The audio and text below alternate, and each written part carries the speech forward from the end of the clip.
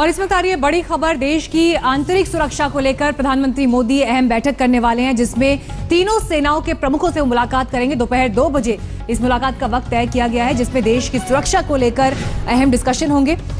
और जानकारी के साथ मेरे वरिष्ठ सहयोगी राहुल कंवल इस वक्त जुड़ गए हमारे साथ। राहुल, इस बैठक को लेकर और क्या भी डिटेल्स आ रही है और किस तरह के इनपुट्स है जिसके बाद इस बैठक को तय किया गया? मीनाक्षी, लगातार नियंत्रण रेखा पे पाकिस्तान की गोलीबारी चल रही है और जिस तरह के हथियार इस्तेमाल हो रहे हैं वो हथियार हैं जो कि जंग के मैदान में इस्तेमाल होते हैं। अमूमन सीजफायर वायलेशन के दौरान पाकिस्तान ने अब तक नहीं इस्तेमाल किया। आखिरी गन्स इस्तेमाल हो रही है, 120 mm मोटर्स इस्तेमाल हो रहे हैं। इस परिप्रेक्ष्य में प्रधानमंत्री नरेंद्र मोदी ने तीनों service chief, army chief, navy chief, air force chief की मुलाकात बुलाई है।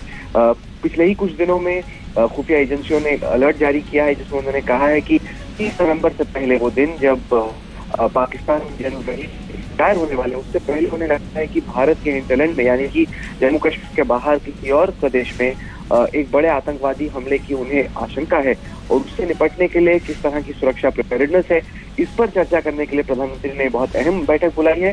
और इसका एजेंडा यह है देखना कि किस तरह की फिलहाल भारत की तैयारी है और अगर पाकिस्तान की तरफ से कोई बदमाशी की कोशिश की जाती है तो हिंदुस्तान उसका किस तरह से जवाब देगा। इसी तरह की बैठक सर्जिकल स्ट्राइक की ठीक बाद बुलाई गई थी। वो बैठक का प्रधानमंत्री ने आज दोपहर 2 बजे एक बार फिर बुलाई। जी राहुल, 60 से भी ज्यादा बार सर्जिकल स्ट्राइक के बाद से पाकिस्तान सीज फायर का उल्लंघन कर चुका है। अब ऐसे में इस मुद्दे को लेकर आर या पार की स्थिति होगी या कोई डिप्लोमेटिक रास्ते भी तलाशने की कोशिश होगी यहाँ से?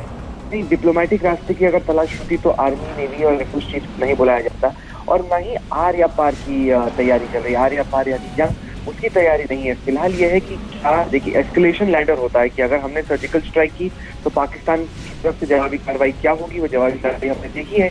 तो हर मौके पे, जंग से बहुत नीचे, हर मौके पे पाकिस्तान से जो भी कार्रवाई होती है उसका भारत को क्या जवाब देना है, किस तरह की तैयारी रखनी है, उस पर चर्चा करने के लिए, उसकी रणनीति बनाने के लिए, जानने के लिए कि सर्विस चीफ क्या खुद कह रहे हैं। रक्षा मंत्री के थ्रू तो उनको इनपुट्स मिलते रहते हैं, लेकिन डायरेक्टली वो तीनों सर्विस चीफ से बातचीत करके उनके जहन में क्या चल रहा है, उनकी सेनाओं में क्या चल रहा है, वो जानना चाहते हैं। जी, शुक्रिया राहुल आपका हमें जानकारी देने की।